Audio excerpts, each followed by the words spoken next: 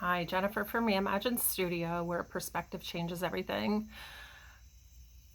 So, in my work, I also help people around decision making and just clarity when they're crossing into a different identity or wanting something new for themselves.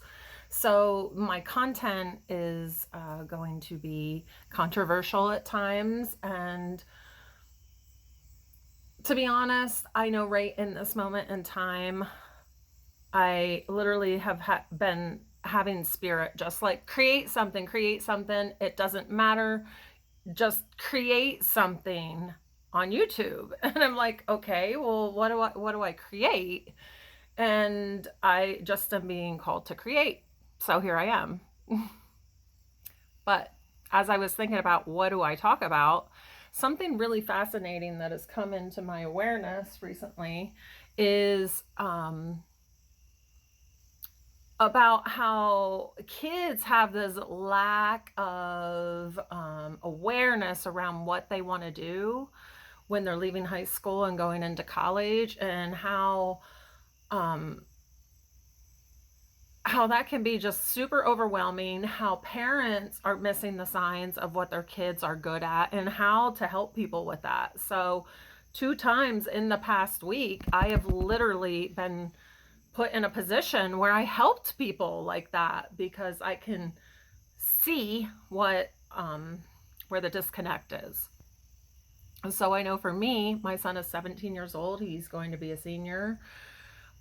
My husband and I, back when he was very young, we kept trying to fit him into these athletic roles, and we could have saved ourselves many Saturdays, those 12-hour Saturdays that we were sitting in hot, sweaty gymnasiums waiting for that one match that's like 8 hours later. We could have saved ourselves so much time had we just been a little bit more tuned in.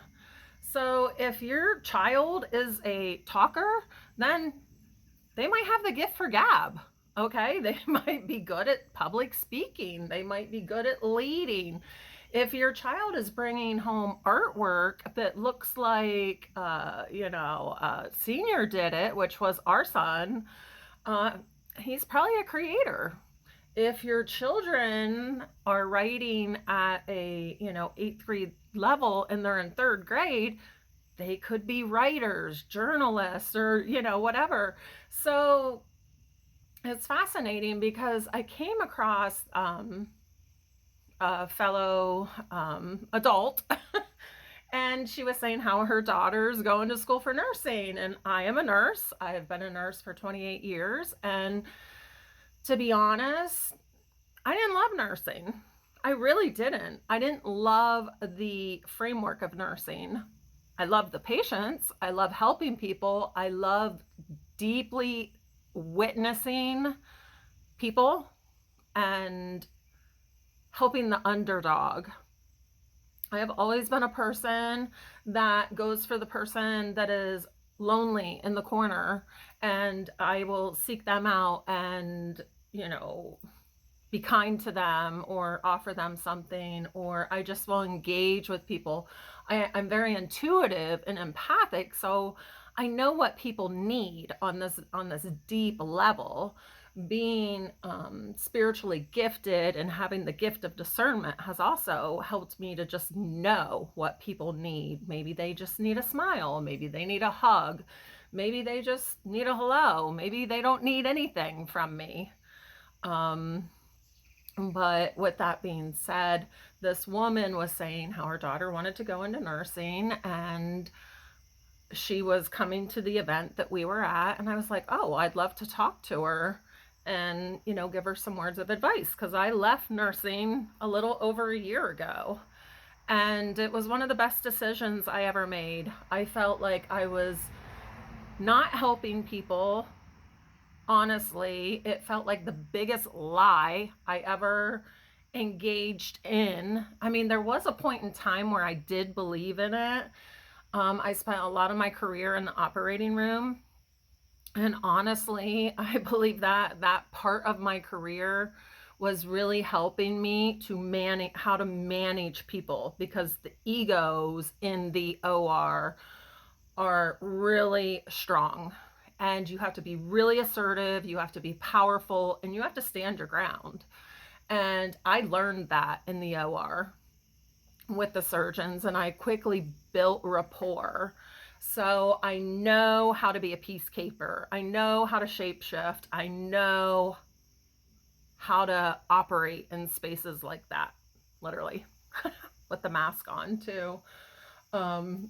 But then I spent some time in addictions and behavioral health. So once again, going for the people that are at a disadvantage, people that are, underprivileged and so forth. I always have had a heart for that. But anyway, my battery is dying. Oh no, I better be quick. So anyway, her daughter comes, and I just was talking to her. I was like, so do you enjoy like healing people, helping people? And she's like, I don't really know. And I'm like, well, that's like important, because nursing isn't really just about the money. It's a very tough profession, and you will get chewed up and spit out. And if you're just going into it because of money and maybe clout, you're in the wrong place. And so then I started giving her different alternatives and showing her,